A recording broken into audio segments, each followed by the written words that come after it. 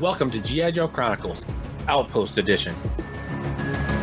I trust your mission was equally well executed. I want a stone cold righteous attention. Militarily speaking, it's only fair to say that Cobra Commander is a world-class buffoon. Welcome to G.I. Joe Chronicles, Outpost Episode 1. I am Jim Miel, also known as Jim the Joe Junkie. Over the course of this podcast, we intend to discuss as many aspects, favorite pop culture subject, without getting too bogged down in the details. After all, we are here to have fun and reminisce. I went into further details explaining the scope of this podcast in Episode 0. So if you haven't already listened, go back and listen to Episode 0 and get caught up. On this episode, we will be discussing the first year of the toys, the action figures, and the vehicles of 1982. Now, it would be boring and not nearly as much fun if it was just me discussing these plastic army men that we grew up with. Joining me is Jarrod Alberich, the yard sale artist, also known as Death Probe. Glad you're able to make your way out to the Outpost. Jarrod, this is your first time to the Outpost. Any issues reading the map that I sent you? No, it was a good map. It was to scale, which was impressive. I like that. And because you asked about it, I'm going to tell you a true map reading story from my military experience. And it's not my story. There's a guy I know who was taking some army troops on maneuvers in Hawaii. They were doing some maneuvers through the jungles of Hawaii, if you will. And he looked, this is a young lieutenant like I was at the time. He looked to his senior NCO and he said, I think when we go up here, we should just go ahead and take this Pipolini Road, because we're going to be hitting Pipolini Road pretty soon. And the NCO was like, that's not a road, sir. And he's like, yeah, it is right here on the map. It says Pipolini Road. He's like, no, sir, that's a pipeline. Because when you're in Hawaii, you think pipeline looks like Pipolini. So, there's no such thing as Pipolini Road. Oh, it's a pipeline. I get it. Pipolini. Now every time you see the word pipeline, you're going to hear in your head Pipolini. Absolutely. Anyway, I derailed us on the first episode of your podcast. That's what we're here for. Oh, so Jarrod, would you mind reaching way back in your past and give us a brief breakdown of your G.I. Joe toy origin and history? And while you're doing that, what does your collecting look like today? Okay, the toy origin history starts right at the beginning. Well, I don't mean the beginning with the 12-inch Joes, even though I had a little bit of awareness of that. I really get my G.I. Joe collecting pretty much from my brother Jason, but it kind of happened at the same time, because when G.I. Joe came out, the 3 3/4 inch, the one we're going to focus on, that was 82, and I was about 6 years old, which means Jason was about 11, and it just, if you know the story of G.I. Joe, you know it took the world by storm, because they had this cool new action figure line, and then they released that comic book, and it was like a real good synergy between the comic and the toy line. So we had issue 1, and we lived within biking distance of a Kmart, and so we would go there anytime we got, I want to say they were about $2 originally. We'd get a couple bucks, we'd go out there and we'd pick up a new Joe. Didn't have money for the play sets very often, but the Joes, we would pick those up. So really my origin story is exactly the way that Hasbro and Marvel intended it to be. You know, it was like, here's this comic, here's this toy, let's make some magic. And it absolutely worked on us. I mean, our father was in the Army, you know, he was an air traffic controller who became a helicopter pilot. So we were already sort of attracted to the military lifestyle, the military toy. And yeah, I mean, it was the 80s and we were boys, so it was the law. So, you know, it was all military fun time. So that's really my origin story with the toy. And then my collecting habits today really, as I think about it, mirror that, because I'm still a big collector of all the 3 3/4 inch figures. I mean, all the 3 3/4 inch figures from 82 to today. I didn't join like the collectors club or anything like that, because I am the yard sale artist. So the bulk of my collection, like I would say 80% of my collection, was yard sale acquired, that kind of thing. Secondhand, buying them loose. I keep them all. I don't keep them in the package. They're all loose, but they're on display in a huge glass and mirrored cabinet in my house. There's just rows and rows and rows of Joes. But I only really do 3 3/4 inch And I don't do the vehicles because they take up too much space. So I'm really just hyper focused on 3 3/4 inch figures. Now, you and I were talking before you hit record. I do have a lot of the classifieds because they're just pretty cool. So I do cheat a little bit and have some classified collection, but the heart and soul of my collection, 3 3/4 inch. Yeah, the 3 3/4 inch, you definitely have a lot more room than the 6 inch. You know, and as we were discussing, the classifieds take up so much room. Mine are stored in a box, and it's really difficult for me to get those out and displayed with the limited room I have. So I completely understand that. Now, a couple things with my previous collecting back in the day, I used to, here in Michigan, we have deposits for cans. Oh yeah, so, I see where this is going. yeah. And we lived on a town right on Lake Michigan, Grand Haven, Michigan. And in the summertime, the people that would stay at the marina did not want to bring their cans back with them. So we would go down to the marina a couple times a day and get cans. And that is how we got a lot of the money for our figures. Oh, you and I have that in common because the story of the bike ride Kmart thing. I lived in Niles, Michigan at the time. Okay. And yeah, Jason and I would scrape together cans. We had neighbors that like knew that's how we got our toy money. So they would save their cans and just give them to us. No. So yeah, I remember we had this one neighbor that just probably gave us 3 garbage bags full of cans one day. It was like, here you go, boys. And we were just like, we're going to get the vamp. So I hear, yeah. So yeah, I only lived in Michigan for a couple of years, but that we were there in '82. I'll tell you that much for nothing. Okay. And similar to you, I lived about 2.5, 3 blocks from a Meijer. So we would go and just get cans and go to Meijer, turn them in, and get some figures. Heck yeah. My collecting nowadays is very similar to yours. I've got the 3 3/4. Mostly that's what I focus on. Vintage, the modern 4-inch stuff, just because of room, like you said. So now I don't know if you want to talk about this on the show or not, so you can edit this out. If I understand it right, like you are something of a dealer, like you do shows and you set up a booth and you do buy, sell, trade and stuff. Yes, I do.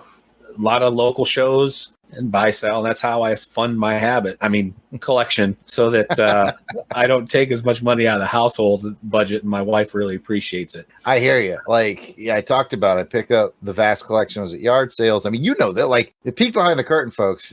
Jim commissioned me to do one of my G.I. Joe drawings for him, and he paid me in bag of loose figures. Like, that's how we brokered the deal.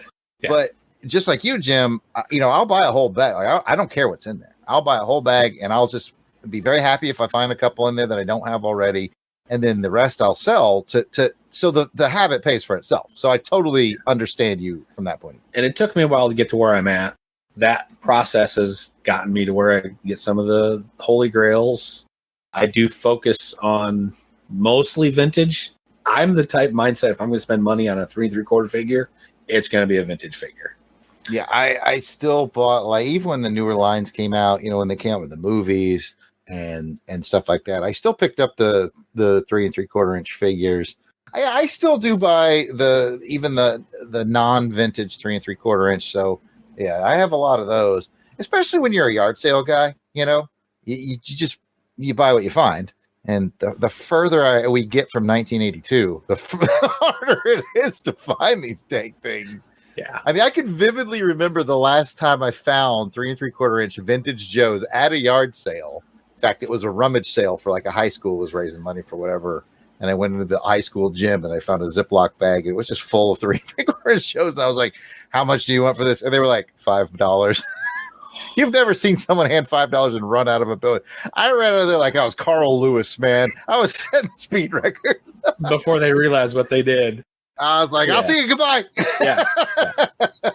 Now, enjoy your field trip.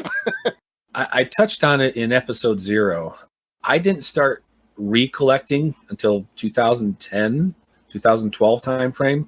So I missed a lot of what they call the modern sculpt figures, 25th anniversary and stuff like that. Oh, those are great.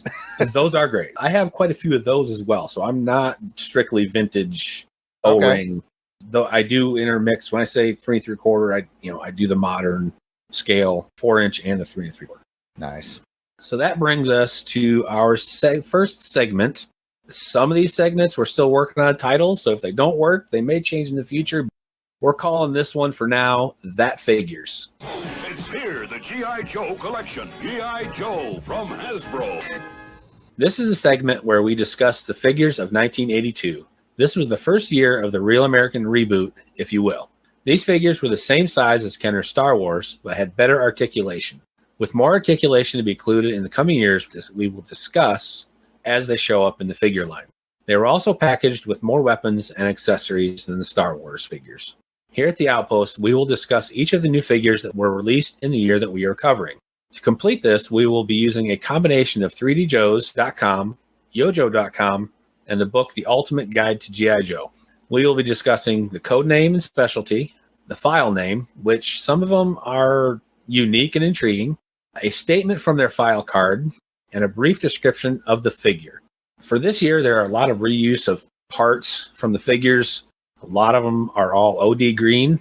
So we're just going to go over what sets them apart from the rest of the figures. The information that we're going to go over is derived from the figure's file card. The stories and information that made up these file cards reshape these plastic figures into characters that we can relate to, and we begin to immerse us in a vast world that will continue to grow until the end of the A Real American Hero line in 1984. Before we go over the details of these figures, Jarrod, do you remember seeing the 1982 figures and vehicles on the toy shelves? Oh, you know I did. When I was at that Kmart, it was just so cool. That was the section you went to, G.I. Joe section. It was the only section. Oh, we were really making that transition. You mentioned earlier their similarity to Star Wars. We were really making that transition from Star Wars to G.I. Joe. Because my older brother Jason had a lot of Star Wars stuff, but about the time I start playing with figures, it's G.I. Joe. Now, I will say, in 83, that kind of Return of the Jedi kind of oomphed our Star Wars collection a little bit some more. But really from 82 on, it's going to be Joe. And yes, I definitely remember riding my bike to the Kmart. My bike had a little wire basket on the front of it, like a rectangular wire basket. I remember that because I put the bag in there, right, with my Joe in it. Yep. And it was like a big deal to do that or to get one, for your birthday. And in fact, over on our own network here, I did a nostalgia talk. I think it's our most watched nostalgia talk on YouTube. Like it's one of our most watched videos, period, about KB toy stores. I remember that one. Okay, and if you remember that one, I did talk about that G.I. Joe section, and I included some cool pictures in the video that just really take you back to that. So yeah, that's much more of an answer than you wanted, but I get excited when I think about going to that store and going to that section and just seeing them on the pegs and in the vehicles on the shelf. It's very exciting. So which one of these figures or vehicles sparks biggest memory for you that when you see it, it brings you back to 1982? Okay, that's pretty easy. Only one vehicle, really. Maybe there might be some surprises as we get into the vehicles later on, but I think Jason and I really only had the Vamp. I take that back, 2 vehicles, the Vamp and the Ram. Those 2 vehicles will always be associated with the early days of G.I. Joe for me because those are the ones we had. We had the Vamp and the Ram. And then as far as figures go, the ones I immediately think of, surprise, surprise, Jim, are Snake Eyes, Stalker, and Scarlet. Because they're the 3 that don't look the same. OD green. Yeah, they're the 3 that don't look the same. So those were obviously the ones that just stuck in my memory better. Now, if I had to pick an OD green guy that did stick in my memory, I would say after those 3, my next biggest one would be Rock and Roll. I'm sure we'll talk about this in a minute. Double belt ammo across his chest. And because of the Viewmaster, I always, and the comic book, I always associated Rock and Roll with the Ram. Like, to me, that was his vehicle. It took another Joe fan friend of ours, Gary V, to point out to me that, like, the original packaging had Breaker with the Ram. And in my head, which is why when they came out with the classified with Breaker on the Ram, I was like, what is this? Why is it not Rock and Roll? And Gary had to explain to me, no, you are thinking of the comic and the Viewmaster. And he was right. Yep. It's funny. We're going to have to start playing match game like you and Jason do on Action Film Games. Like, we'll get to it here in a little bit. I will tell you my 3 favorites are going to probably match up real close to yours. So, sounds like it. All right. Now let's go over the figures of 1982. To do this, I'm going to read one, and then Jarrod's going to read one. So the first one is Breaker. He's a communication officer. His file name is Kibby Alvin R. He's efficient and self-assured and has an uncanny ability to turn adverse situations to his favor. Really, the things that set him out as with an action figure is he's got a brown beard, he's got the communication gear, and really that's about the only difference from the rest of the figures.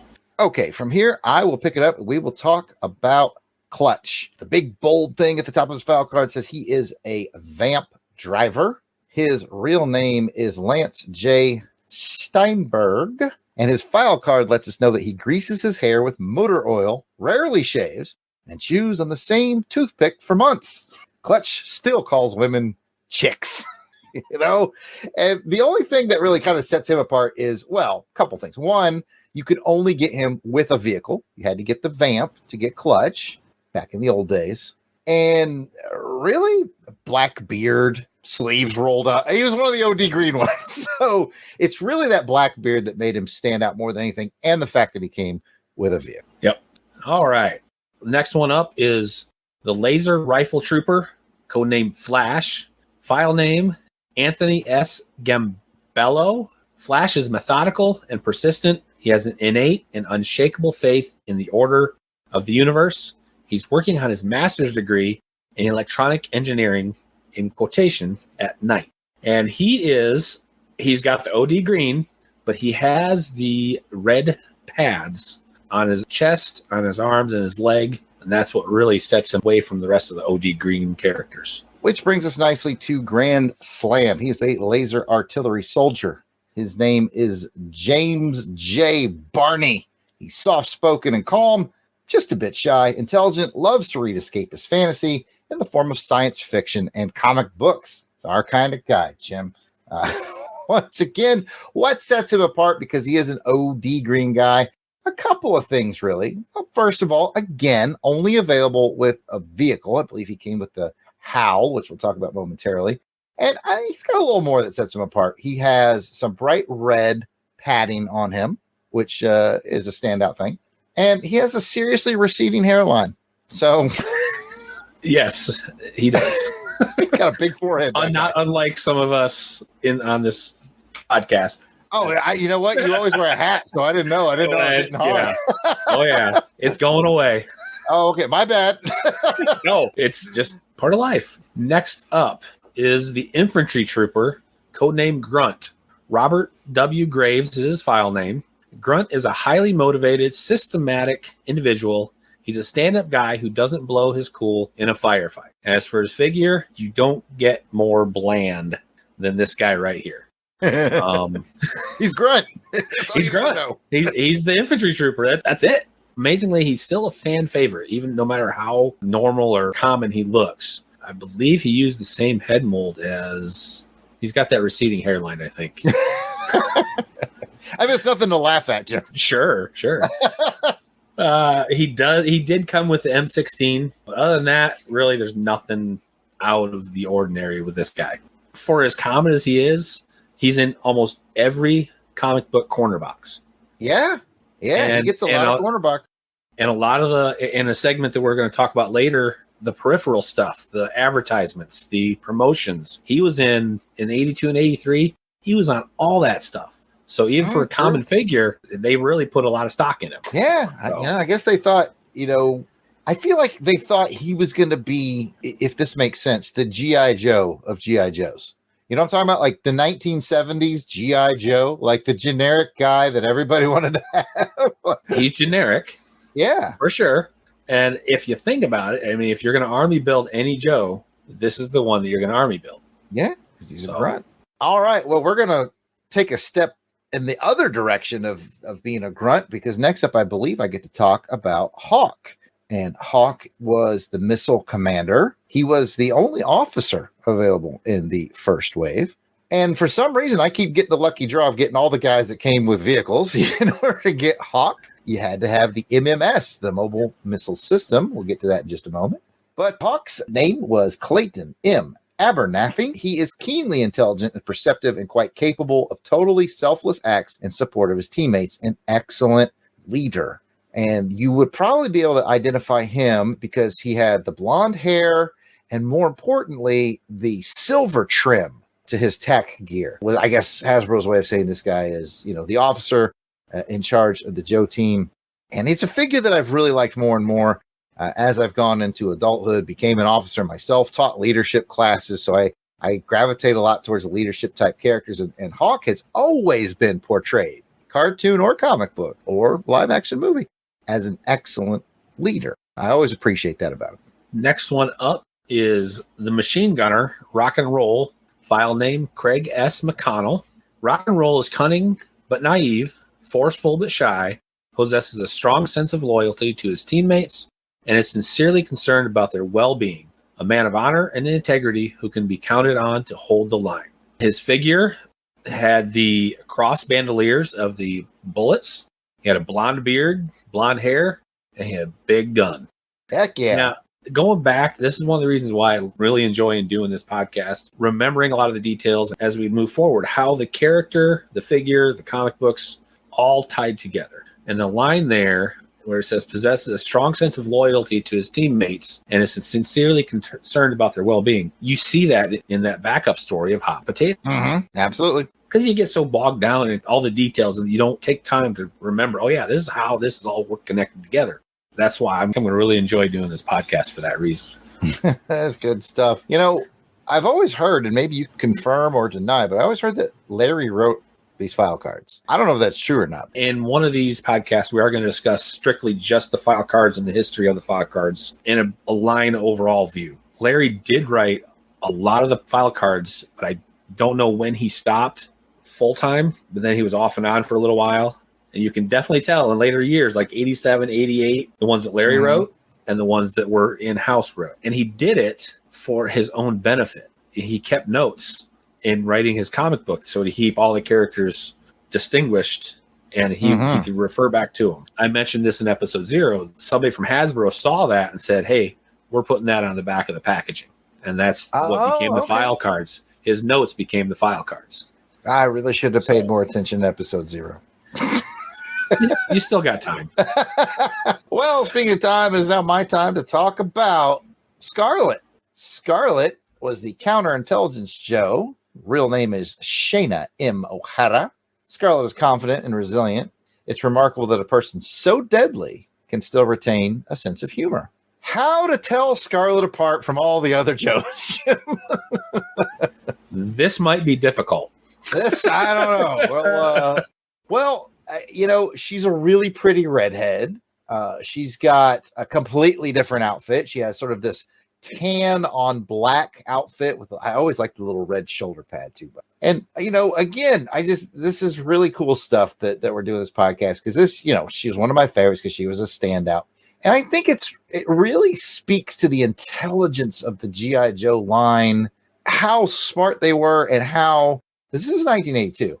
You know, how inclusive they were, but it's like, it's not hard to be inclusive when you're doing a military line of figures. You ever look at the military? It's very diverse, right? It's a really diverse group of people. So I've always found her fascinating that her figure design was so good. And, you know, just reading that personality, that she's deadly. She has a sense of humor. For those of us who know our Joe, like she was the hand-to-hand self-defense instructor for the Joes for the longest time. Like she's awesome. And that is just brilliant because G.I. Joe, Hasbro, got boys in the 80s excited to buy a girl figure, okay? For those of you who weren't there and don't know, boys in the 80s didn't buy girl figures. They just didn't. But G.I. Joe cracked the code, whether it was through good figure design, good file card, great packaging with the art. I didn't know anybody that turned up their nose at having a Scarlet. Like everybody wanted one, and she was cool. And she's one of the harder figures to find nowadays because she is that popular. And we'll talk a little bit more about the inclusiveness in another couple figures too.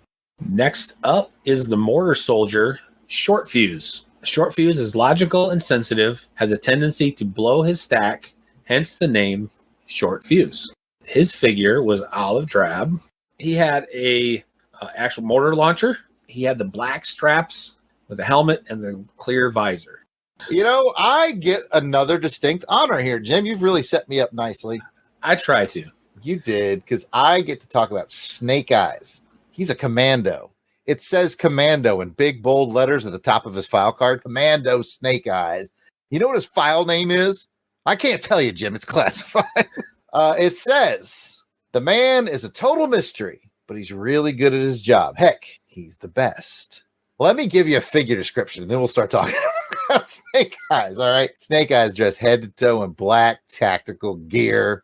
Snake Eyes came with an Uzi. I think he also came with satchel charges, if I'm not mistaken. Yeah, he did. And man, like every figure line, almost every TV show or movie that has an ensemble cast always has that one bad mystery guy. Snake Eyes was that. And I just sometimes wonder, Jim, because we know that Larry definitely had a hand in this. Like Larry knew he had a guy who was like a martial arts expert, just good at everything, super cool. Like, I don't know that even Larry knew how big this was going to be. I don't think he did until he started developing him in the comic. He didn't start delving into Snake Eyes' origin until issue 10. Yeah, I was thinking like Snake Eyes really hits that first note to me. You're right about the origin thing, but that first Snake Eyes issue is like 21. That's the silent issue, if I'm not mistaken. That's the one that was like, we're getting serious about this. That's when they realized, hey, he's popular, and we're gonna double down. Oh yeah, is issue 21. But no, you're right. I mean, they planted the seeds. What an interesting character. They made him that mute protagonist, which actually did not do him any favors on the cartoon. But you know what? One day you'll talk about the cartoon with somebody, so I won't take too much of that thunder. But man, this again, I'm jumping way ahead. I got too much to say about Snake Eyes. For those of you who know, the very, very later end of the Marvel run, like the title of the book was called like Snake Eyes and some other guys from G.I. Joe or something like that. That's pretty much what it was. Snake Eyes was the main title, and then underneath was G.I. Joe. Yeah. So this is, we're looking right now, on this episode at this figure from 82. I mean, like head to toe in black, which makes him look cool, but otherwise sort of nondescript. And all you really know about him is from his file card. This is the seed that would blossom into something that just, I mean, this is the guy that even when you go to kids who only grew up with Transformers or only grew up with Mask, and you go, name a G.I. Joe, the first words out of their mouth, Snake Eyes. Snake Eyes. Every time. Yep. And I'm sure you know this, and I'm sure a lot of our listeners probably do too, but him being all black was a cost savings. In order to get paint apps, on some of the other figures, they just said we're just going to mold them in black and that's it. An accident became one of the most popular figures in the toy line. Snake Eyes, so cool, so very cool. Can't go wrong. He's a commando. Did I mention that? He doesn't speak either. Did I mention that? Yeah, he doesn't speak.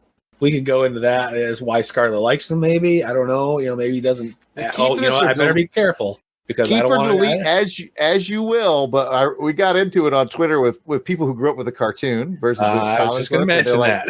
They were like, "Oh, is Scarlet with Duke or is Scarlet Snake?" I'm like, "Scarlet's with Snake Eyes. Period. Forever. I am in that camp and I will not budge from it." I'm like, if you know your Joe history and you read the comics, like the whole reason he's masked and can't speak is because he saved her. My first into the media side of G.I. Joe was the cartoon. For me, it was at that time was Duke and Scarlet. But once I got introduced in the comic book and started learning the history and stuff, I'm like, no, you're right. Snake Eyes and Scarlet, that's it. There's no other option. Much more meaningful. Yeah, so much more meaningful when you see the accident. You see what happened to Snake Eyes. Like then it just clicks. You're just like, well, of course she loved him. He sacrificed almost everything for her. Next up, I get a good one this time. Ranger. Also known as, his code name is Stalker, Lonzo R. Wilkinson. Functions well under high-stress situations, intelligent, perceptive, moves like some sort of jungle cat, silent, fast, and strong. His figure is all camouflage. He's got a beret. Back in the 80s, you weren't cool if you didn't have a beret. You got that right. Whether it was camo or raspberry, either one. Exactly, right? I was in Boy Scouts, and I had a beret, and I was like, this is great. I've reached the top. As we were talking about with Scarlet being inclusive, Stalker is an African American. Not only that, but he was, when Hawk wasn't around, he was the leader in the comic book. Dang straight. And he was, in my opinion, here we go. Maybe we should wait till 83 to discuss this. But go ahead and hit match game, by the way. I like Stalker better than any of the other people that were leaders in the comic book. Yes, I like him better than Duke. Same here. He had that senior NCO role from this original lineup. Larry clearly loved the guy. He intertwined a Stalker, Snake Eyes, and Storm Shadow. You cannot tell any of their stories without including one of those three. Larry absolutely loved this character and wanted to develop him. He was in the comic book all the way through, even when he didn't have a figure. Yeah. He went without a second figure for a while too. Like he didn't get a second one until like 89 or something. 89. Kind of sacrilege, but on the other hand, I'm like, he didn't need a second figure. Oh, good. And when they made a second figure, they did very good. It was top notch. Yes. Definitely a top tier Joe for me. Love some Stalker. Yeah, I'll talk about him. I'm with you. I thought he was a great senior NCO. Again, you mentioned it, inclusive. There's just a lot of diversity in the military. And Larry just gave this guy such personality. He could have been generic. He could have been Grunt. He could have been, but he's like, let's give him the camo suit. Let's make the only original set African-American dude. Let's make him second in command. Let's give him the senior NCO status. Basically, he's the battlefield commander. And when you read how Larry did that up in the comics, oh man! I mean, people to this day talk about, is there anything cooler than Stalker with a jetpack on? And he didn't come with the jetpack. I know, but I think it was because it first appeared in that comic. I think he wore it in issue 1. He did, on the attack on the Cobra Island. Right. In quotations. Let's talk about Steeler. Steeler is the tank commander. His real name is Ralph W. Pulaski. He's young, reckless, and often clashes with authority, superior officers, which I guess is only Hawk. I don't know. Anyway, it also says he's one tough soldier. And I, at this point, need to stand corrected because he is the other officer. There were 2 officers, because I just realized, I'm looking at his file card right now. He's a lieutenant. He is an 01. In July of 2023, I'm just now learning that there was 2 officers involved in the first line of toys. I had no idea that he was a lieutenant, but here I am learning that Steeler was a lieutenant. Now, I'm going to have to trust your military expertise because I don't know the military ranking system very good. Oh, okay. Well, I'm here to tell you. I'm looking at his file card. It says 01, and that means he's a second lieutenant. And I didn't know that. His figure description, by the way, brace yourself, OD green. What sets him apart? Really, it's his accessories more than anything. He's got the big, thick, like tank commander visor. I think that's what that is. He's got it's basically, if you remember the Virtual Boy that Nintendo made, he's got one stuck to his face.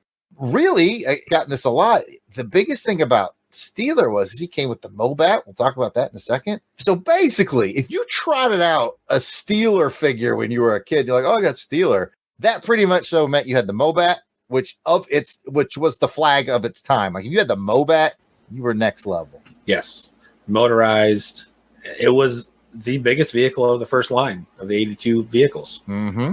The last figure on the G.I. Joe team is the Bazooka Soldier, codenamed Zap, Rafael J. Melendez. Zap is the fun-loving type. He's cool under fire. The stuff he works on could blow up at any time. And his figure was... Can we guess, Jarrod? On a scale of 1 to OD green. Yep, that's it. He did have, again, it's his accessories that really stand out. He had the bazooka, which even for the 80s, wasn't that a antiquated term for firearm? Bazooka is, I think, a very World War II-ish term.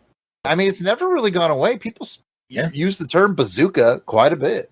In fact, isn't there a Joe named Bazooka? There is. We'll get to that. So yeah, he's the green, the helmet, shoulder-mounted weapon, bazooka, but that's about it. Pretty normal for the 1982 line. Again, here we have a Hispanic Joe in the original lineup. Yep. So I think I'm not looking at the picture right now because it's your job, but I think he had the black receding hairline. He did. He had the same head mold as the other ones with a black receding hairline. So now we're going to move on to the 1982 Cobra figures. And there were 3 of them. We're going to start with the Cobra Commander, codename, enemy leader, and his file name is classified. Cobra Commander is hatred and evil personified, corrupt, a man without scruples, probably the most dangerous man alive. And his figure, this version, is a blue uniform with a red Cobra symbol on it. And he has a silver metal mask with a blue helmet. One thing, and we'll talk about it as we move forward with between the comic book and the cartoon episodes. There were two different Cobra Commander personalities going through the comic books and the cartoons.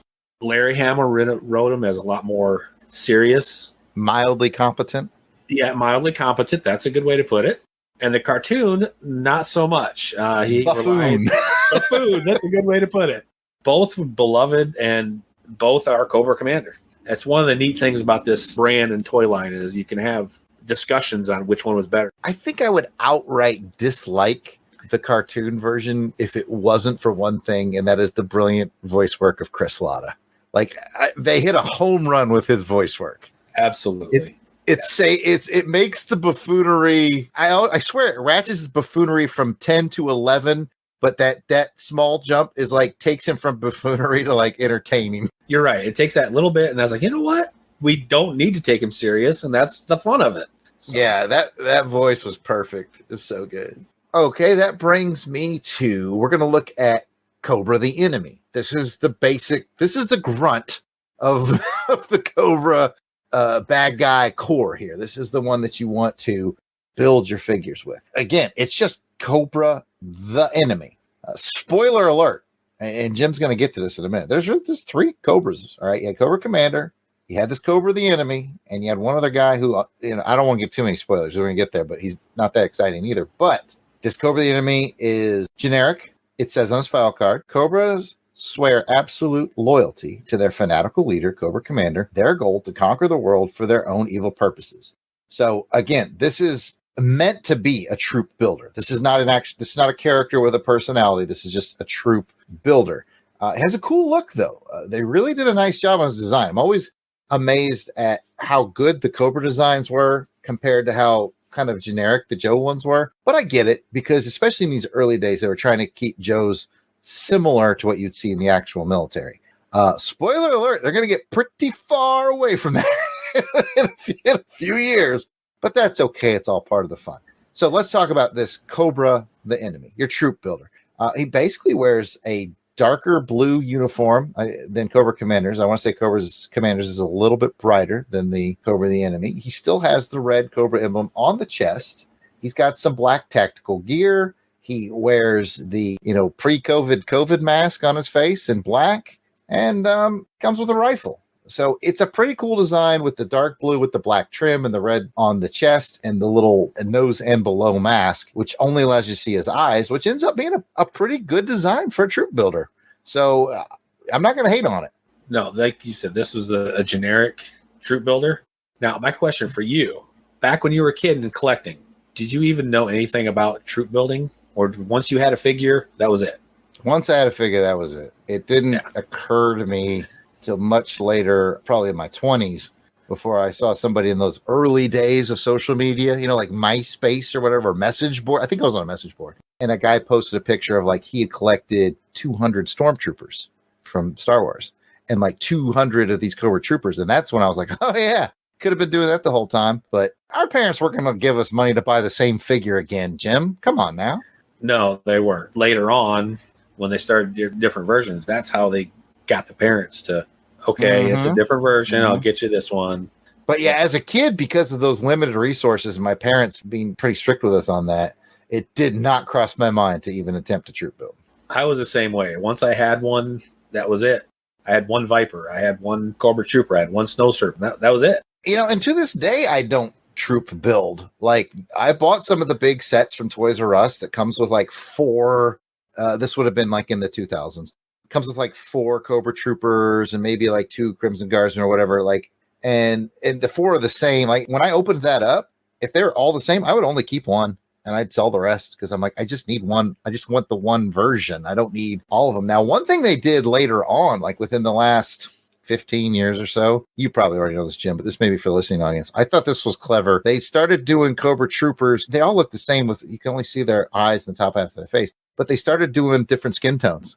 There was an African-American one. There was one that looked, more Hispanic, and I was that's a brilliant way to get me to keep buying your damn figure. Yep. And at some point, I don't know when it was, I think it was early 2010s, they released female Cobra Troopers as well. Oh, you know what? I don't think I have any of those. That's cool. Yep. Next and last Cobra figure was a Cobra Officer. His file name, well, they were unknown because there was, again, this is somewhat of a troop builder. Cobra Officers are dedicated to destroying G.I. Joe and the American way of life. Beware, they are extremely dangerous enemies. Their figure was the same color as the Cobra Trooper. It was a darker blue, but they had a silver Cobra symbol on the front. The black strapping and the black harnesses, that's how you could tell them apart. Now, other than that, they were pretty much the same figure. The thing I always thought was interesting, just as a military guy, is the Cobra Officer, one you just described. I think it came with an AK-47. And the Cobra Trooper, I feel like it came with like a Dragunov sniper rifle, or I may be wrong about that, but something similar. Yes, there is some debate in the community. Those two should have been switched. Oh, okay. So this, I'm not breaking any new ground. No. It is a debate or a conversation amongst fans that yes, the Officer should have had the sniper rifle, and the Trooper should have had the more common AK-47. Yep. Yeah, in my head canon, that's how it was until just now when we were talking, looking at him close again. I was like, huh, AK-47 is a lot more common. I would have suspected that would go with the Trooper. So, all right, now that we've gone over all the figures, the Joes and the Cobras, it is time to choose our personal top 3 Joe or Cobra figures from this year. I'm going to let you go first, Jarrod. I just realized how difficult this is because I was walking in all confident with like Stalker, Snake Eyes, and Scarlet. Bam, I'm done. But then I'm like, man, that Cobra Commander was dope. So,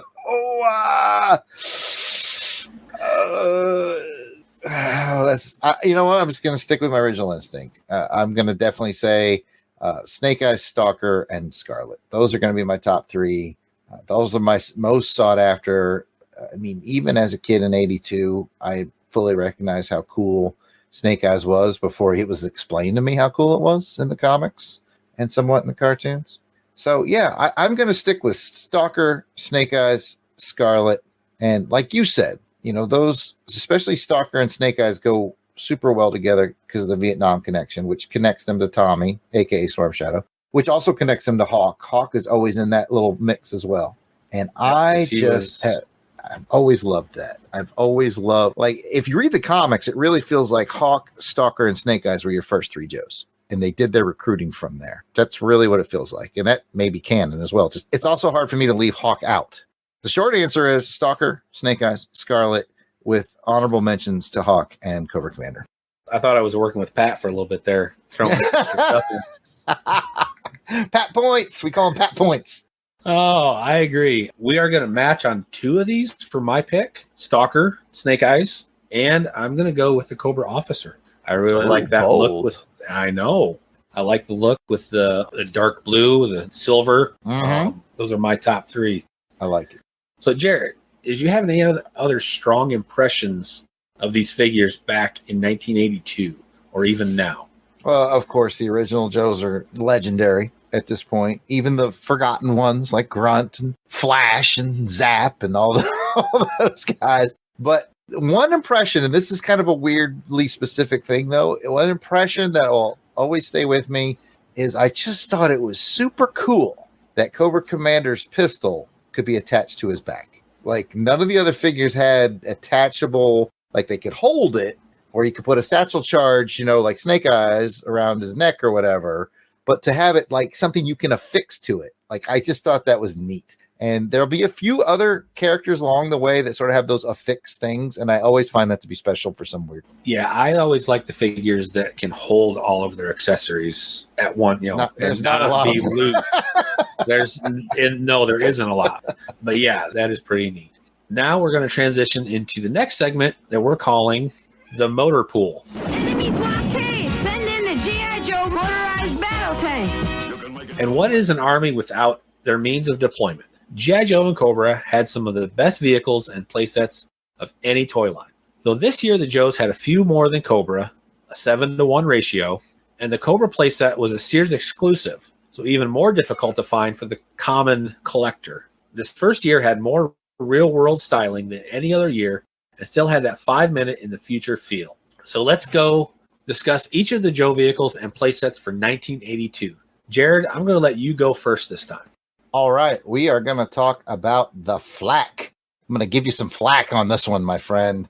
The FLAC stands for Field Light Attack Cannon, and it's pretty much an in-place cannon that you can sit a Joe in. In the original box art, it had rock and roll shooting the thing, although G.I. Joe figure sold separately.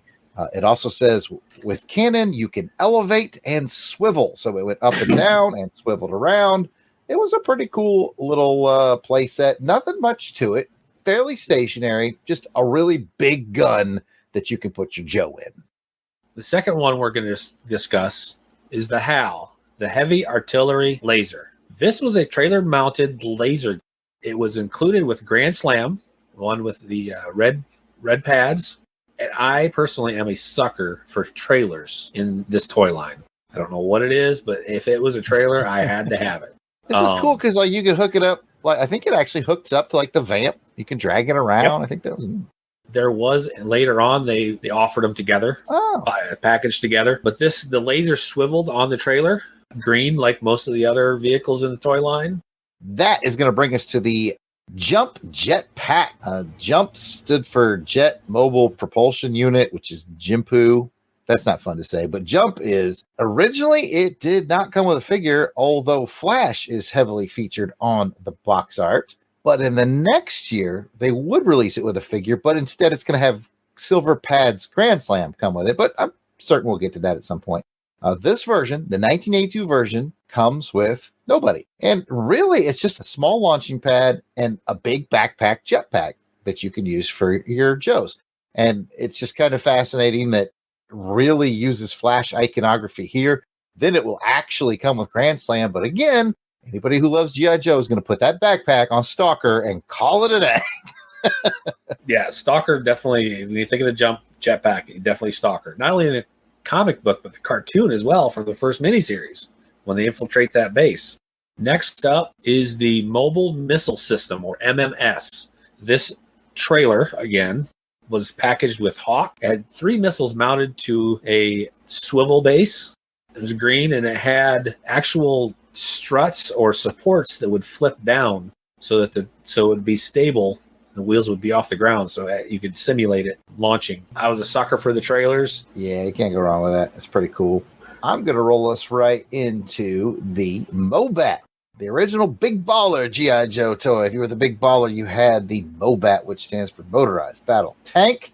It comes with Steeler, and the Mobat is, it's not just a tank. It is motorized. The toy itself is motorized, so it moves like a tank, and you can put it in forward, reverse, left turn, right turn. It's all kind of controlled by the turret, which is quite cool. What I really like about the packaging is there's a small insert picture of the tank, like actually climbing up some books. Like, you're playing with it, you stack up some books. And I never realized that was on the packaging. And this is another thing I've learned today. But like, I think all of us, without having to know that insert was there, drove this tank over some books in our room. So, yeah, this thing was cool. It very much worked like a tank. It required 2 D-cell batteries, and man, that sucker was cool. You were definitely high-end if you had the Mobat. Next up is the Ram motorcycle, which is Rapid Fire Motorcycle. I'm not sure where the A is in that, but it's the Ram. Now, this motorcycle showed Breaker riding it and had a side-mounted Vulcan 20mm Gatling gun. This vehicle was used quite a bit in the cartoon. I know we talked about earlier how Jarrod thought it was a rock and roll that always was on the box art. And this was one of those inexpensive toys that a lot of people had. This style motorcycle was big back in the 80s. And Jarrod, I don't know if you remember or not, but you remember that TV show Street Hawk? Heck yeah. Yeah, Street Hawk, definitely. This motorcycle reminds me of the Street Hawk motorcycle. And I think this show was later on. I was looking at it going, yeah, I can see that. It's got 80s written all over it. It really does. It has shades of Street Hawk. It has like shades of almost Mad Max with a ludicrous weapon on top of a vehicle. It has shades of Megaforce. It's all in there. All right, I will bring us to the end of the vehicles. Well, of the Joe vehicles. Then we'll get to the Cobra vehicles. which there were none. We'll just do this G.I. Joe Vamp. That's right. This was probably the most commonly bought toy because you could drive it around and it came with clutch. And Vamp stood for Multi-Purpose Attack Vehicle, which is IMPAV. But, you know, do what you want. Do what you want with the letters. I don't care. It had a twin 50 caliber machine gun attached to the back. It was a 2-seater Jeep. It had like this little minigun on the hood, which was kind of neat that nobody ever really played with because you had the 2 big guns. And one of my favorite things was the 2 removable gas cans. I mean, probably everybody lost their 2 removable gas cans, but I just thought that tiny little detail just kind of added a little air of authenticity because it kind of reminded you needed to get gas in your gas cans and keep your Vamp going and all that. And as we previously mentioned, it did have that tow hook that it was very much designed to drag the HAL around with. And that's just good toy marketing. And you can say, hey, you know, get this so you can hook it to that. This little green Jeep, which would get reused and reused, it would get a Vamp Mark II. There'll eventually be Cobra versions of the Vamp. It's just a great, simple mold that's a lot of fun to play with. Probably one of the most reused molds in the whole line. I was just thinking, like, I know there was a Cobra version with it was like black and red. I know there's a Vamp Mark II, which is more like desert brown and like. Yep. And they had the Tiger Force one. Probably a Python Patrol one. There may or may not be a Python Patrol one. I don't know, but there should be. And now the Cobra playset, yes, singular playset.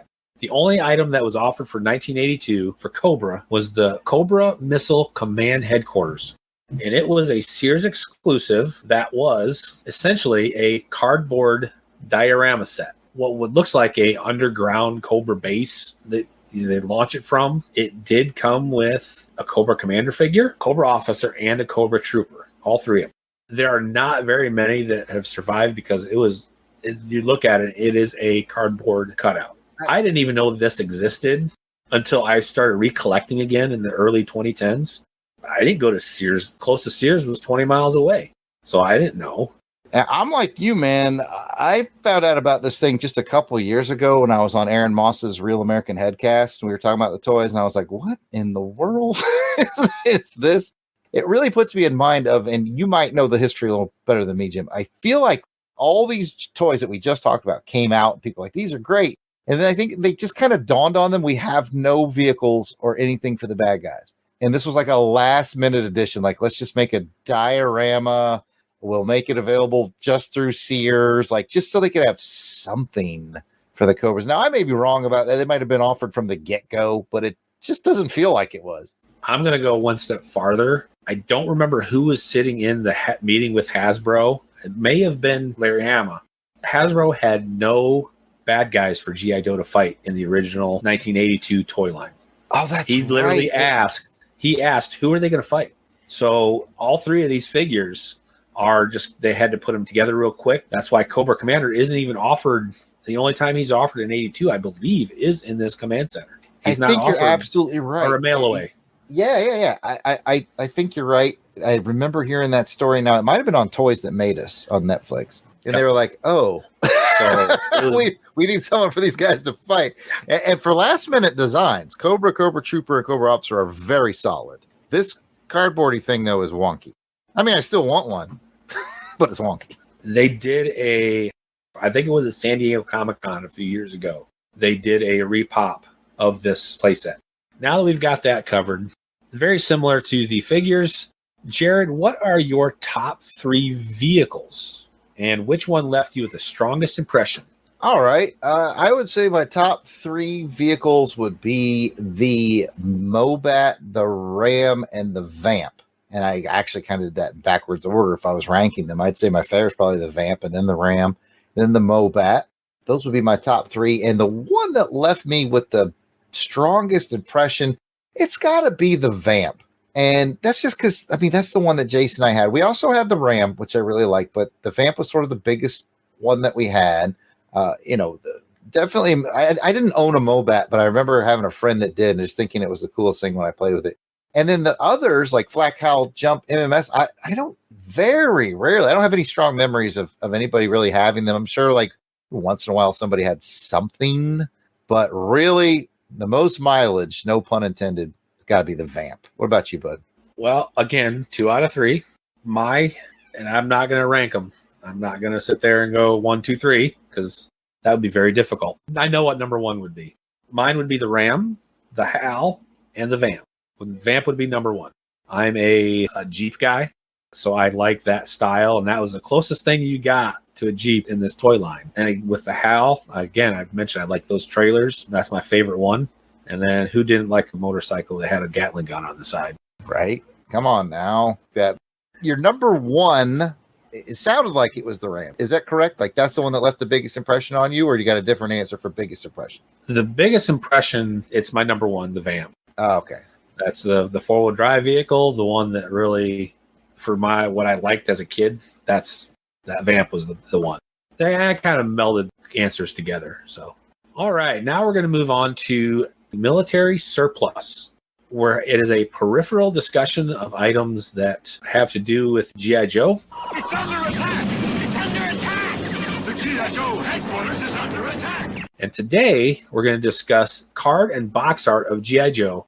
We've discussed the figures, vehicles, and playsets of 82, but we wouldn't be doing the line justice if we don't talk about the package art. I know that I may be a little biased, but I would have no trouble putting the package art for the entire run of the 82 to 94 toy line as the best of any toy line of the 80s. Jarrod, is this too bold of a statement, or am I looking at this package art with rose-colored nostalgia glasses? It's hard to say because I also have a prescription for rose-colored nostalgia glasses. But honestly, as I look back in time, when it comes to packaging, G.I. Joe is king. It's just king. It's incredible. It's so incredible that within the last year or 2 years, there was this company, and I can't remember what their name is, which is probably the best, because they made these G.I. Joe Lego sets. They're not Legos. They're building blocks. I can't remember what company made them. And we try to stay positive on this network, but they are, let's just say, subpar. Here's what they did have going for them. A, they were very affordable. I was finding the large scale sets in like my Burke's outlet stores and my TJ Maxx's for like $10, no more than $12 for the big ones. The medium sized ones were like $8 and the small ones were like $5. They're very affordable and they use the original box arts and they are just gorgeous. They are worth the price of these less than stellar building block sets for the box art alone. I have them all on display in my office at the front of the house. I opened one up. It was like the Sky Striker and the Night Raven, and I built one, and it was just a frustrating and annoying build. Before I run the company down too much, the one thing they did right was use that original box art, and I ended up buying them all just because I want to display them. They're so displayable. So yeah, I can't give them kudos for how good their set builds are, but I can for them leaning heavily into that nostalgic box art that is just so cool. So circling back to your original statement, now, man, I am in agreement with you. This to me is the best box art in the history of toys, period. I'm glad it's not just me that thinks that. As far as that construction set, that was forever clever. Well, they were clever enough to use good box art. Oh, yeah. And my wife got me a couple of those sets for Christmas because she saw the box art. And she goes, oh, Jim's going to like these. I have every one. I have every one of them. You got more than I did because I couldn't find them in stores. Even at the discount stores, I couldn't find them. Another question before we dive into discussing the package art. What are some of your favorite or most memorable figure or vehicle art? Now, this is from the 82 to 94. So I'm going to let you kind of ramble and run with it because there's no way. I tried cutting it down to 5, and it was so difficult to do that. You know, pull a Pat. I'll keep it kind of brief, actually. The ones that just strongly pop into mind, and I mean real strong, or else we will be here all day. Some of my favorite box art is got to be Sky Striker, Dragonfly. You can see I have an air-based bias already. A Night Raven. Those immediately came to mind. You know what else looked super cool that only the cool kids had? So probably only you have 1 or 6 of these. Was the Space Shuttle. That was like a late 80s thing. That one was really cool. The G.I. Joe Space Shuttle. What was it called? The Valiant? Might have made that up. Defiant. I did make it up. I was close, though. Of course, the flag. Hey, here's the thing, man. I just rattled off some names. And I can't think of a G.I. Joe vehicle or figure, for that matter, that had bad box art. Like, everything looked exciting. And I think everything to do with three elements. Element one, just good art, just really good representations, very action-y poses, very energetic art. That's the big thing. Number two, the consistency of an awesome background. They always had the explosion background. Even though it would change over time, it would go from more of an analog to a digital explosion. I remember that coming later. It always had the same theme. And number three, the logo. It's such a strong logo with its star and its red, white, and blue, and its G.I. Joe. It's a primo logo. It is an absolute lesson in perfect simplicity. And even though the logo would slightly tweak and maybe get like a 3D effect or whatever as the years go on, it's still super simple, super recognizable. So you take logo, you take background, and you keep those consistent, and you keep high energy art for no matter whether it's a vehicle or a figure. Everything had a consistency, and that consistency was adventure. They're selling you patriotic American adventure. Sold. Yeah, you go down the toy aisle in the 80s and the early 90s, and you could stare and look at that box art and just be amazed. Like you said, it's worth framing and having on your wall. It's that good. Absolutely. To discuss the box art, 3D Joe's has put together a omnibus 82 to 94, all the box art, all the peripheral stuff, all the characters, all that stuff in one book. And it is going to be, it's over 700 pages. Anybody out there has not heard of it, go to the website and see if they're still available or not. If you don't, you're going to miss out. It's a really good representation of the box art, everything that the brand brought to the table. That is fantastic. I definitely need to look into that. And I gave you a super long-winded Pat-style answer to your question as promised. But, Jim, I think at the end of the day, and I want to throw this question to you as well, you could have like the original painting of just one. Like, you get the original painting of just one to frame and hang on your wall. To me, it is a tough choice between the Sky Striker and the Dragonfly, but I would take the Dragonfly because it is very heavily modeled after the AH-1 Cobra, and that's what my father flew. That's what I would take. What would you take? I would probably, and this is one of my top favorites, is the Tactical Battle Platform. It was sweet. Oh, yeah. 1985 and 86 is the sweet spot for my collecting. I got that for Christmas, and that thing saw some play and some use. That would be the art that I would want. There's nothing wrong with that. That thing was cool. You and I got that probably for the same Christmas. I remember early on when you and I were recording something else, probably one of our other Joe programs, I was like, hey, did you know you could fit an armadillo into the little nook of the battle platform? And you literally moved your head like 8 inches to the right, and there was one sitting in that exact spot right behind you. There it is. There it is again. I'm like, I'm not telling Jim nothing he doesn't already know. No, I'm going to talk a little bit about my favorites, and I might pull a little bit of a Pat. But again, the Tactical Battle Platform, the Mobile Command Center, it had all the figures from 87 on it, I think. The Night Raven, I don't remember if you said that or not.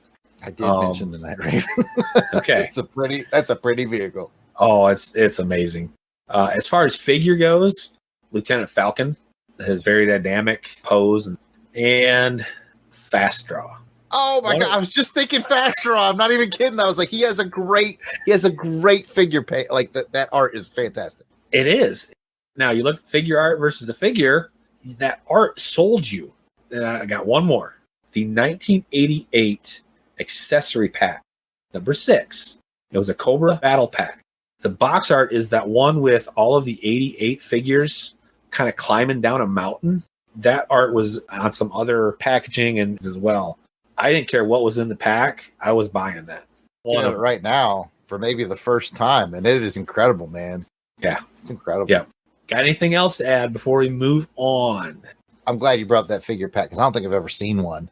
And I'm looking at it online now, and it's super cool. It's got Road Pig front and center and a bunch of bad guys I can't name right now, and like a vulture swooping down. It's pretty cool. So a little bit, some details and some little bit of history of the box art. Hector Garrido, Doug Hart, Bob and I'm going to butcher this name, Lavoie, are three names that are often brought up when discussing box art for G.I. Joe.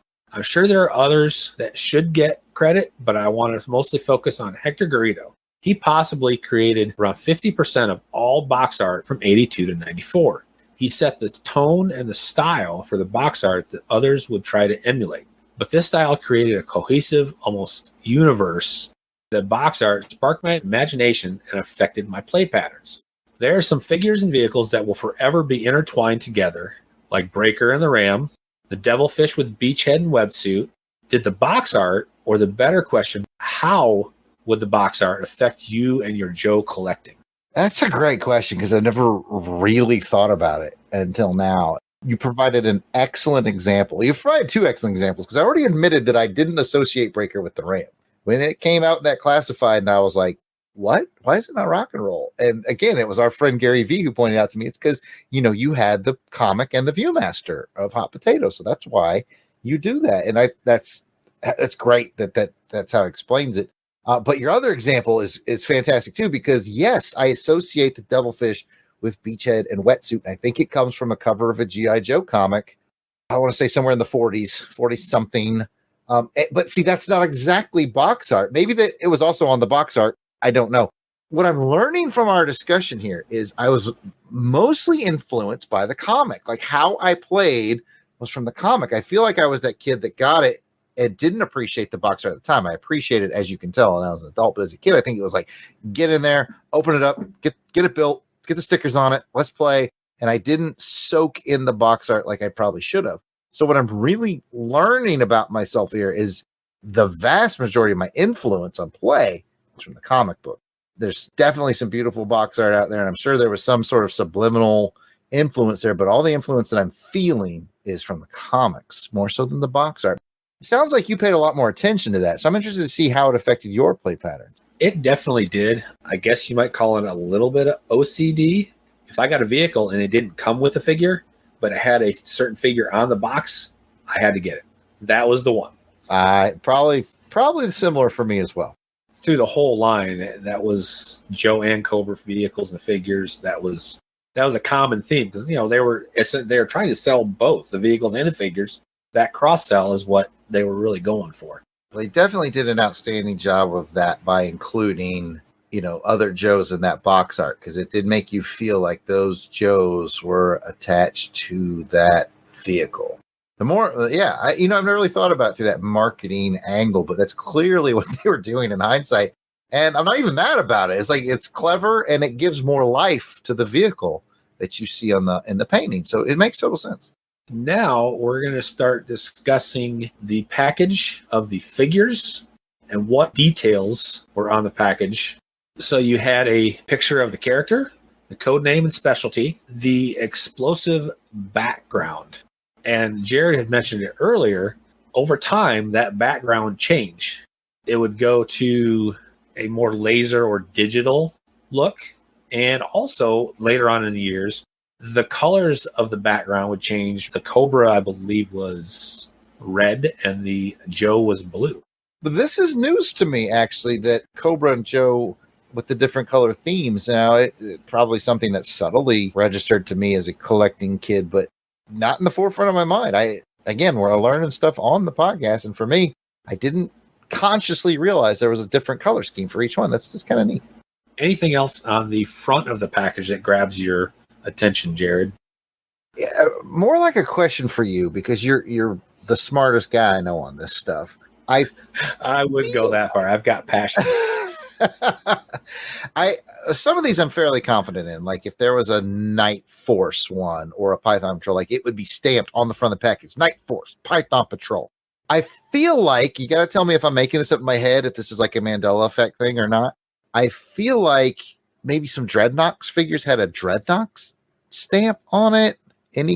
May be wrong, but I feel like if it was some sort of in its own special universe, it had a little stamp on it. I might be conflating this with some He-Man packaging, because He-Man would like stamp it if it was part of the Horde or whatnot. So I might be mixing memories. I feel strongly that like Python Patrol and Night Force had stamps on it, Tiger Force and all that, but did the Dreadnoks get a special stamp, or like Slaughter's Marauders, or they weren't? Am I crazy? Do they have stamps? Maybe, maybe not. I'm looking at the 1985 Dreadnoks. All they had was Dreadnoks The Enemy on it. Are you talking about that, or like later on, I believe in Devil's Due, that time frame when they started to create a Dreadnoks logo? Yeah, I think I am conflating the logo with the fact that it's just printed on there that it said Dreadnoks The Enemy. I think I am mixing those two things up. Yeah, I could kind of see that logo in my head of it's almost like a Zartan skull or something in that vein. And I'm glad we cleared that up because, you know, the more we can organize my brain, the better. So we've been only talking about the front of the package, but the back of the packages were just as important to all the things we've been talking about. Jarrod, what are some things you remember about the back of the packaging? When I think of the back of the packaging, a couple of things come to mind. The first thing is like that's where you would get sort of the photorealistic picture of what you're getting inside. Normally, that's what you would get back there. Of course, flag points come to mind. There's always a flag point value that you could clip and save. Of course, file cards were back there. Other than that, that's what springs to mind for vehicles is the photorealistic picture, the file card of the driver who came with it, and the flag point. If we're talking about figures, it gets more exciting because the back of your figure usually had those small pictures of all the other figures that were out there. They kind of acted like their own little checklist. You know, and it was always cool. Like it was cool even just to get a new figure that had more new characters on it. Because as the figures would come out, sometimes they would add more. And just to be like, oh my God, look at these 4 new guys or 8 new guys or whatever that weren't on the last package I bought. Like it constantly created a sense of excitement. So once again, hats off to Hasbro's marketing department, from the beautiful art to the consistency to the cross promotion of putting characters on with the vehicles to that constantly evolving checklist on the back of the figures. It's brilliant marketing. Yeah, I contribute the back of the figures to my collecting habit and have to have it all because, as you said, you look at the back of that pack and see all those figures and you want to get them all. You want to see what's there. Which one do I pick? Am I missing one? Like you said, they get a new lot of figures in at the store. You look at the back of that. Okay, that one's cool. Is he hanging? Can I get him? And if you didn't, you went down to your second favorite and you got him. And as we discussed a little bit ago, as we read through all the figures and the file cards, you got to know those figures through the file card, and it built that world that you could just immerse yourself in and how were they related. And we haven't mentioned the flag points and what those did. Those were you could use those for mail-ins or mail away for figures. Cobra Commander, Duke, Major Blood were some of the first ones. They would use them for vehicles later. Some things you couldn't only get through the mail-aways. Yeah, I definitely remember using mine to get Hooded Cobra Commander.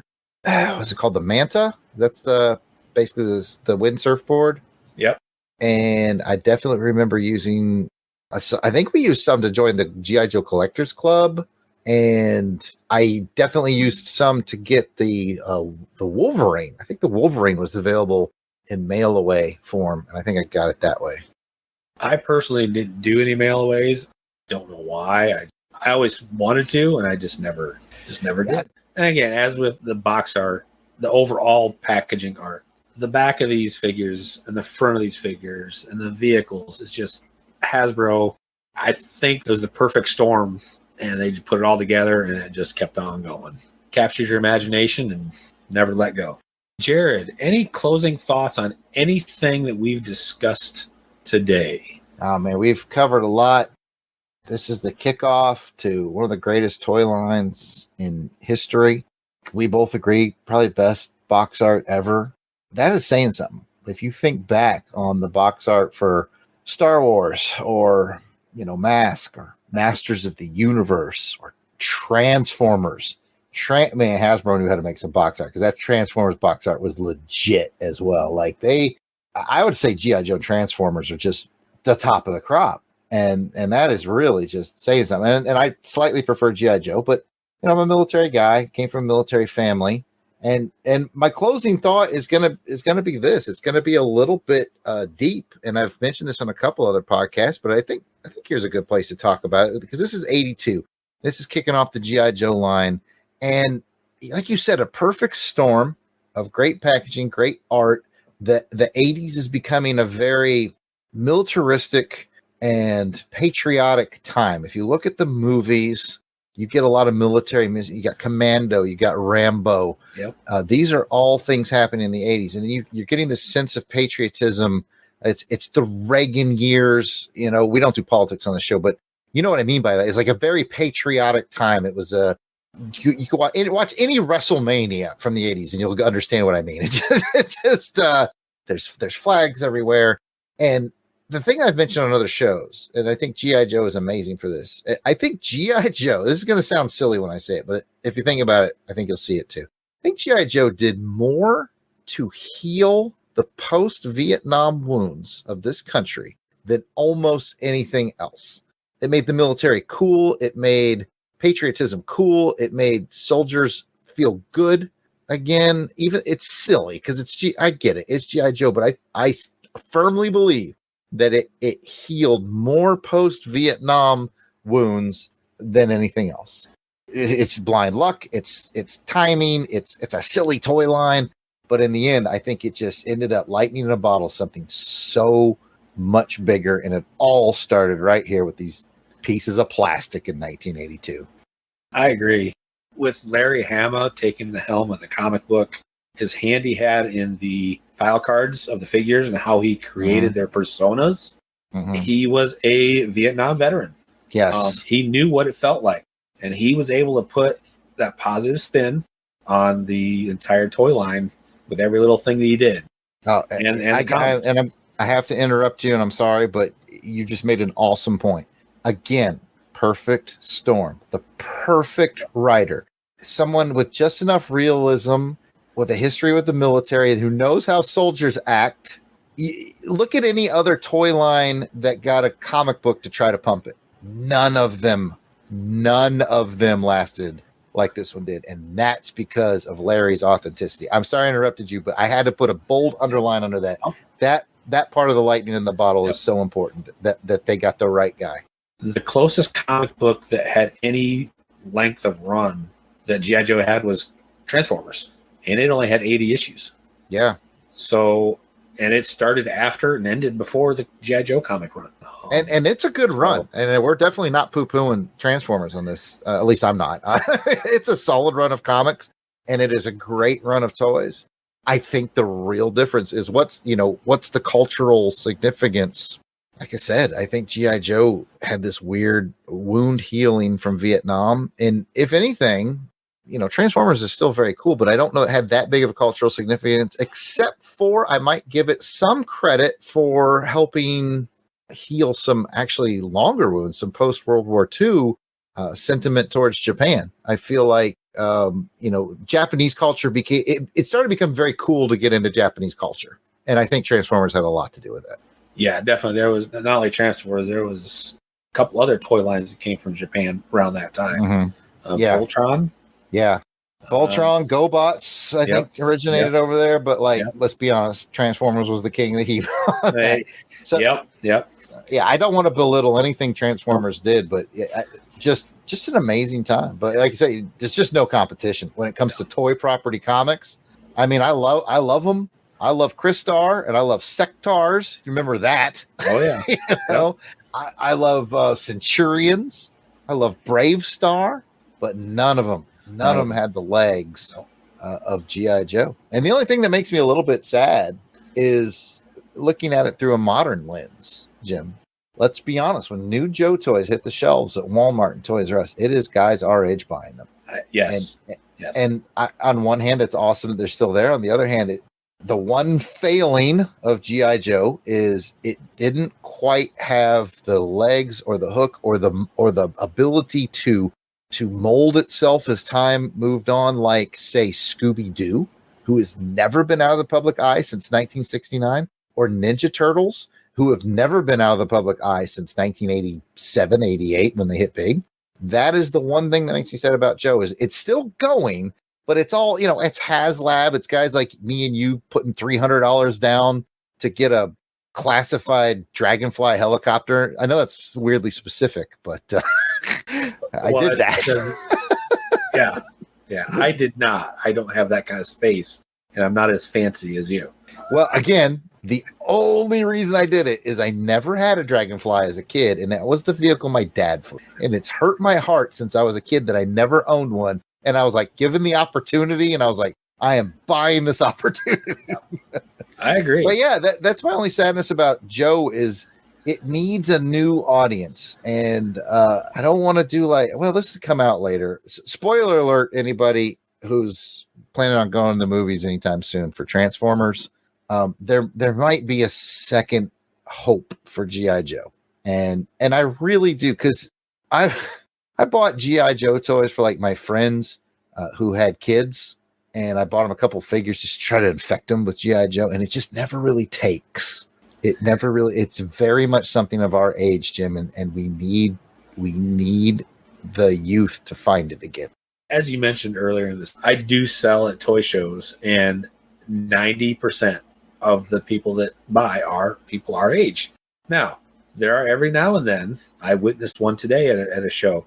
There was a probably 11 or 12-year-old boy that bought some G.I. Joe stuff from one of my base. Nice. And I've had people, kids come up and buy stuff from me, and I'm like, I give them a little more discount than I normally would. If they're interested, I want to keep that going, nurture that. Yeah, we had a pretty deep discussion about it once. Me and Ryan Daly, we had a talk about the deeper discussion is, is G.I. Joe still viable? Because it is so militaristic. And it's like, we've kind of moved to an age now where, we're not in an age where it's anti-military, but it's just like, it's fairly violent. You see what I'm saying? And that's not super marketable. And G.I. Joe doesn't have to be violent. Look at the cartoon from the 80s and all that. But yeah, we're in a weird spot of like militaristic patriotism is not what it was in the 80s. So no, as a kid that didn't have that military background like you did, I still felt that military, how it grew through the 80s into the 90s with Desert Storm and peaked, unfortunately 9/11. So I definitely reflect your sentiments and your thoughts. Yeah, that was definitely a time where we're coming out of the Vietnam War. It needed a positive light on the military. Now I know. And knowing is half the battle. G.I. Joe! Thank you for joining Jarrod and myself for this episode of G.I. Joe Outpost. Jarrod, where can they find you at these days? I'm currently at the Outpost, which is hard to find. But if you want to find me on... you want to find me on social medias, perhaps I'm at Yard Sale Artist. That is Twitter, Facebook, and Instagram. It's all at Yard Sale Artist. You can check out my artwares, which does include several G.I. Joe art pieces at www.theyardsaleartist.com. What about you, Jim? I am on Facebook as simply Jim Miel, JIMMIEL, and I'm just starting to dabble in Twitter at Jim the Joe Junkie. If you contact me on Twitter, be patient and I'll figure it out. Again, thank you for listening to this podcast. And I want to thank everyone at the LONGBOX CRUSADE Network for adding G.I. Joe Outpost to their extensive line of shows. Take a listen to all the other shows that are on the LONGBOX CRUSADE on any podcatcher. And if you like what you hear, go to Patreon and become a Crusader Club member where you get all the access. We will see you next time where we will be discussing the G.I. Joe comic book, the first 6 issues of the G.I. Joe Real American Hero comic from 1982. Dismissed.